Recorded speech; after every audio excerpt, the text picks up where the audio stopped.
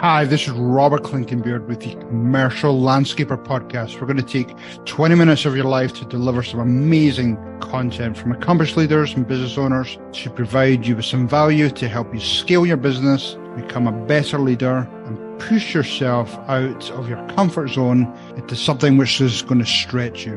We really hope you enjoy these shows, and we really encourage you to like and share with your friends and network, which is only going to help us get a wider audience and improve our industry. I'm super excited to announce that in 2023, we're going to be announcing new partnerships, some digital courses, some rebranding, and your opportunity to be coached by one of our many industry leaders, experts, or coaches. Cheers, everyone.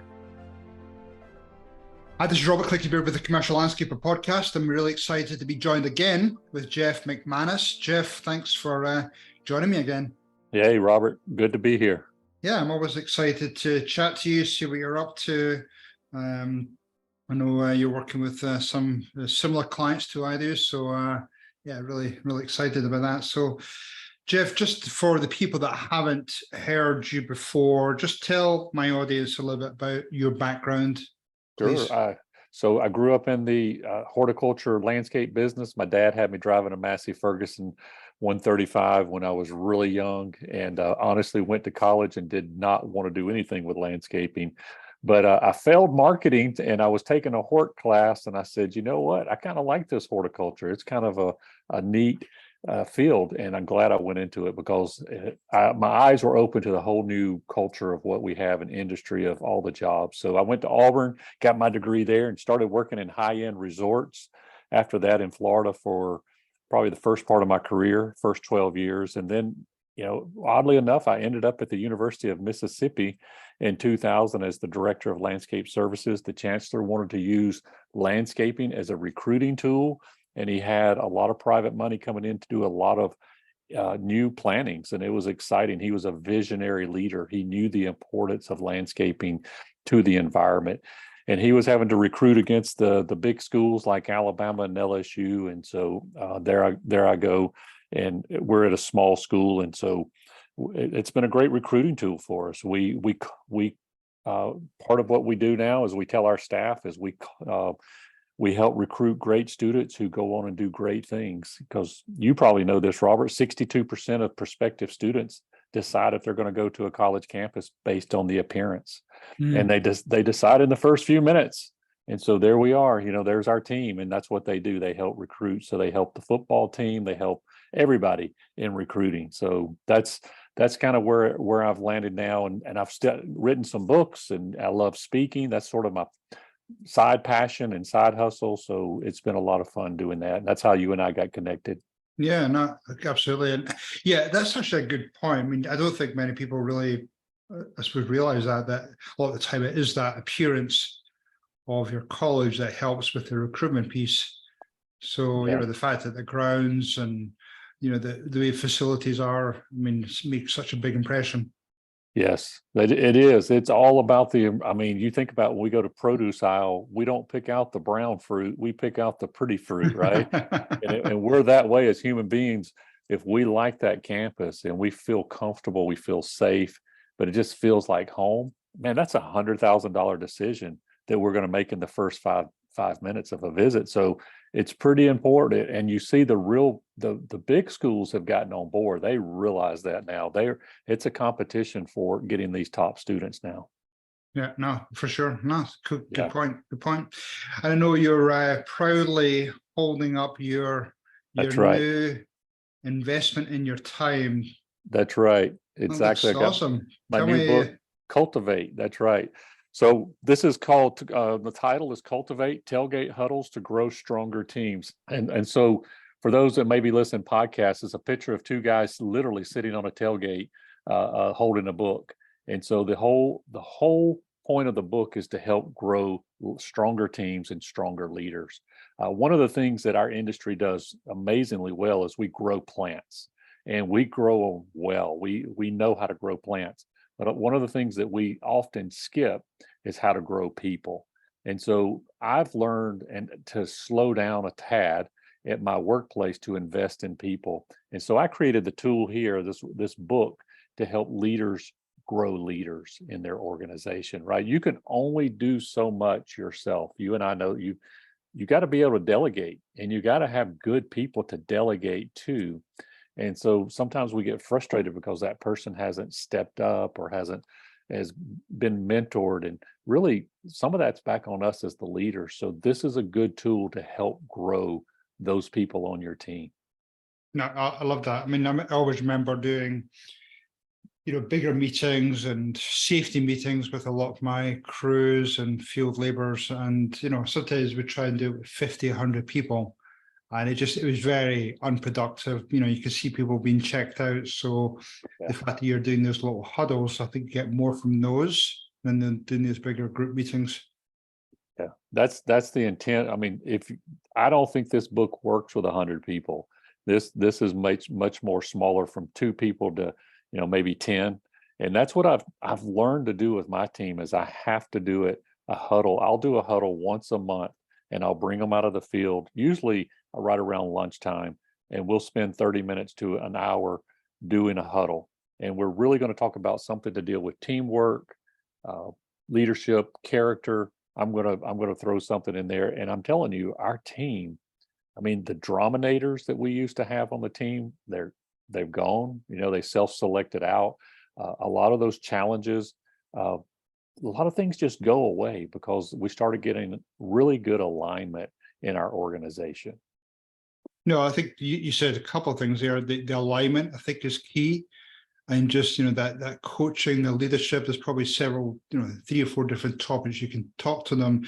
One of the things when I go into companies, a lot of people struggle even doing the annual reviews just because it's either cumbersome or it's just, they don't feel the importance, where I'm more of a fan of doing those regular monthly, quarterly check-ins with them. You can also adjust little behavior issues along the way. So I suppose that's similar to what huddle is. You're able to talk to them, find out what's truly going on. How can you coach? How can you mentor them? I think that's key. Well, think about when we bring on our new team. We got a few days where their eyes are wide open and they're trying to figure out, what's going on around here. What's the culture? And this is a proactive culture developer right here. If we're not planting good seeds as leaders and help grow that culture we want, it can be that sometimes that person in the shadows can be changing the culture to a negative direction, and that's not what we want. And sometimes it can be a ways down the road before we realize all of a sudden our culture has changed. What happened to that culture when I started this business? We were all in it. Everybody's heart was in it. And then we sort of noticed this change because we got busy. We got busy doing other things. And it always goes back to the people, though. We got to put the people first and growing our people. And I have never regretted, but my only regret is I didn't do this early in my career, that I didn't see the value in slowing down just for a short time to develop people. And it's really not that hard. I think what happens is, as leaders, we don't feel comfortable. We feel comfortable talking about tactics, strategy, work list, work orders. We're real comfortable with that because that's just like tasks.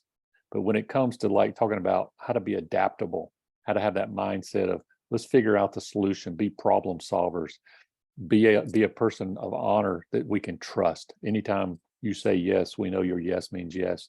And I do that in such a soft way or an easy way that it makes it a great conversation. And it's easy because I put questions in here for the leaders to ask the staff. And hopefully we're getting them to talk a little bit so that they feel a part of this team and they're part of this culture, and they're feeling their leadership values growing in the process. No, I love that, because you're right. I think easy to do some of the other regular tasks, but how do you start that conversation if you've not done it before? So I think it sounds like your book will help to, you have some good prompt questions, and just to be able to start that. And once you've started it, then it's pretty easy to continue that. Yeah, I mean, how many times, Robert, we kind of get upset? We ride a property and we see that our standards aren't being met, right? You're like, I started this company and we were the top. We were the top in our area. Well, I put a chapter in here on high standards, right? So that you make sure you continue to talk about, and Right. you know that's part of your DNA in that initiative. Like one of those things that you want to do is have people taking the initiative. Like there's paper on the ground or whatever, weeds over here. We want to address that. We don't want to ignore it. Taking the initiative or whatever it may be, meeting with the customer when there's a problem, those type of things. So I found that when you actually talk about these, it empowers the team to do it, right? Because now we've talked about it. But a lot of times I was reactive. I would just like, if something didn't happen, then I'd come in and I'd beat my team up on, oh, we got to be more of this, we got to be more of that, y'all got to do.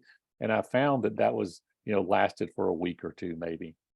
But this has been a much better approach, and being proactive and having the little tailgate huddles have been really, I'll tell you again, I wished I'd have started earlier. I've been doing them for 10 years now, and Oh, I'm wow. Okay. amazed. That's great. I'm amazed at I do them every month. COVID slowed us down for a little bit, but other than that, we've been doing them. Cool. I mean, what type of result? I mean, obviously 10 years of time is a good amount of time. And what type of benefits in terms of either quality or, I suppose, seeing people elevate to another level in their career, or maybe retention? What have you seen over the time? No, that's what you want. What is the ROI? If you're going to slow down, you got to have your ROI. First thing that I saw was a reduction in turnover. First, it was high because we got, we were a public institution where we can't fire people, and it's a little hard, it's a sticky, but it was self-selecting. People self-selected out when we started doing this, which was really good. But then our turnover dropped, and it's been very consistent, pretty low for over these years. But here's the big winner is once you know what your core values are, and I'm amazed at how many landscaping companies they know those core values, then people start lining up with those core values. And this is a great way, these huddles are a great way to help reinforce those core values. So for us, we have a landscape creed that we use. That's our core values, and everybody says it on Monday morning together. And so everybody pretty much has it memorized. Well, that came from these tailgate huddle meetings. The people were like these discussions, and so that whole process where people felt comfortable with talking about these core values. Well, that solidified so much of our team, and knowing, hey, this is who we are. When we hire people now, it makes a difference because we're using these tailgate huddles, these core values, and figuring out if this person a good fit for our organization. Tell us a time when you led by example and had to solve a problem. Tell us a time when you truly you were doing something and you had to adapt and overcome a barrier, right? And so tell us a time you were training on your own, or you were growing on your own, because those are part of our tailgate huddle values. And so that has really helped more than anything, is solidify. And I tell you, the drama, the lack of cooperation, and just the challenge, all that really just went out the door. So that's hard to measure, but you feel it as a leader. You know it, and you know when your organization has momentum, you can feel it. It's one of those things. And I'm telling you, we have had a lot of momentum because of these tailgate huddles. That's awesome. Yeah, and I suppose even just, if you do, get rid of some of the people that shouldn't be there, and your whole culture, your core values are alive in the company, then, people will step up in challenging situations. Right. You're right about the core values. I think a lot of people perhaps know them, but they're not necessarily alive in the company. They don't talk about them, they don't repeat them, they don't reward people on behaviors. So it sounds like your book is certainly a good tool to help to keep them alive in your company. Yeah, and if you did focus on those core values, a lot of those challenges would go away because they're good core values. But I know you've seen this, the companies that do focus on their core values, they tend to attract people who have alignment with those core values because they talk about them often and you hear them repeated. And so that's the exciting part. If you haven't done that, this is a good tool to start doing something like that. It's an easy first step to start figuring that out. Yeah, that's awesome. Cool. So you could have just kept on going. I mean, you've been doing it for 10 years. You could have just kept on doing those same huddles, but you actually took that extra step. And I hinted at the beginning is to invest time and effort into writing a book. I mean, I know what it's like writing a book. It takes a fair bit of effort to do that. So why did you decide to write the book?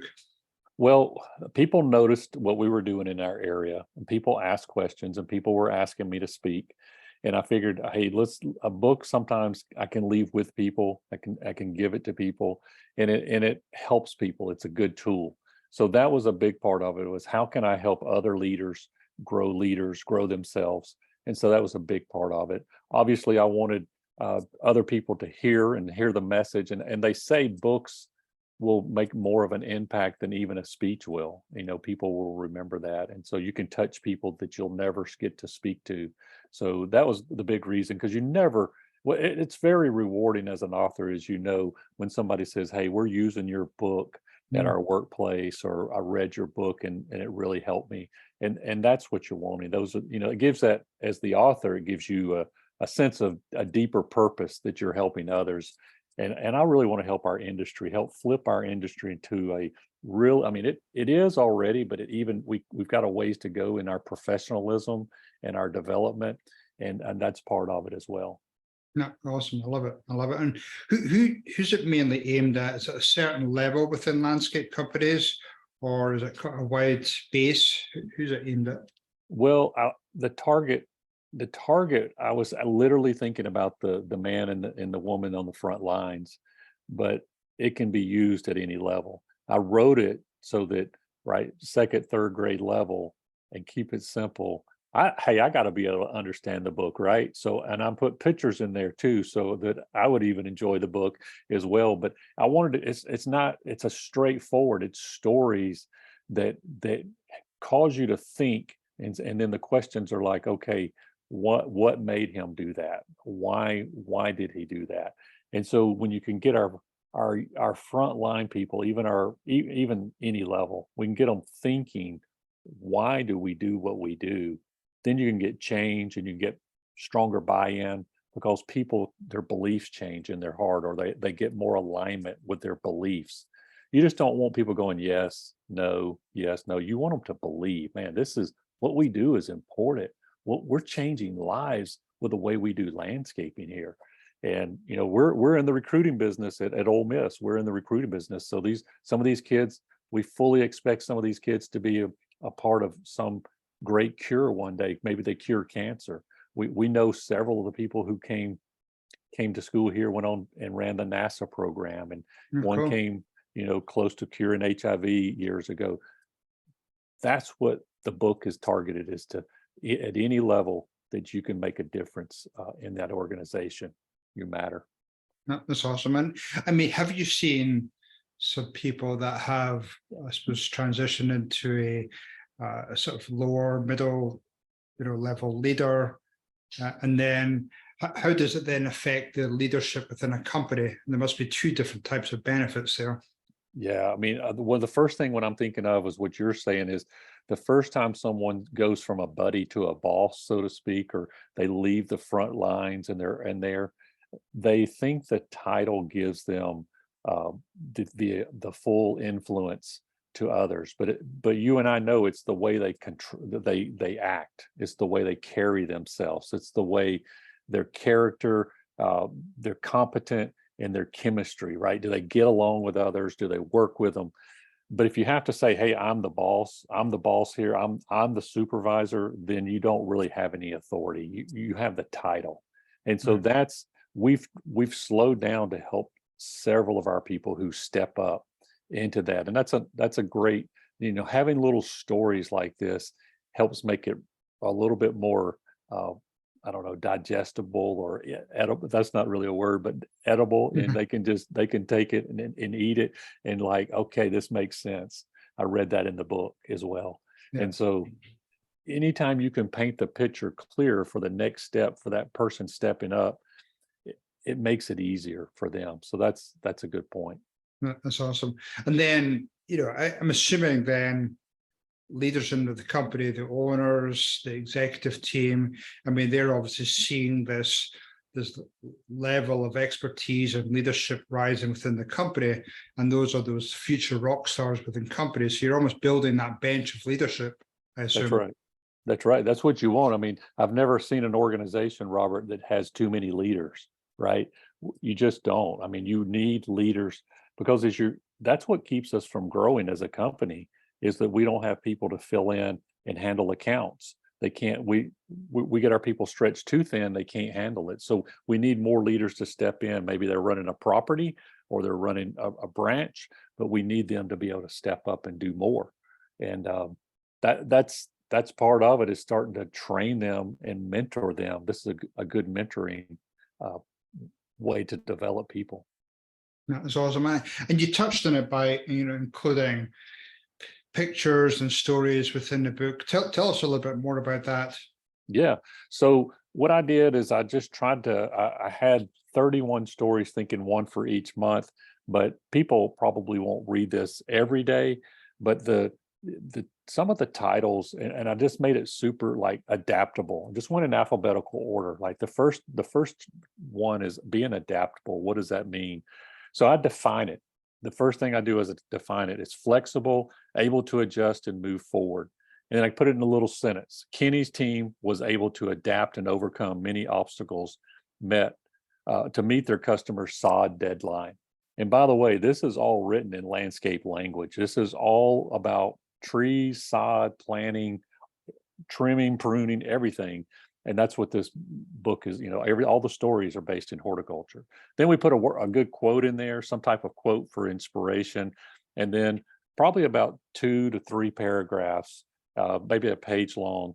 And so there is some reading involved in that as well. And then there's the questions afterwards. So, I tell a story of Kenny and his team. They were out putting out sod for a customer, and a huge rainstorm came and just totally while they're, and the client has a big party at the end of the day. And so she needs this sod put in because her septic tank broke. And so she needs this sod in before the big party, but then the bottom falls out of the sky. And, what do Kenny and them do? Do they run to the truck and, just, oh, well, sorry, we can't be here. Kenny and his team, they finished laying the sod, right? And then they got it done because it wasn't thundering and lightning. It was safe outside. They got the job done. They adapted and overcame. But it gives us that opportunity to talk about that. And then they talk about a little bit the next day, the client really came back with some kudos and saying, well done, good job. And that just sets the stage to talk to our staff and say, so how could Kenny and his team have responded negatively to this obstacle? And it gets them talking. What did Kenny do? What did his and his team do right? And then really we're talking about our own team. What are the things we're doing right? So it's a super way just to talk about some. Next one is attitude.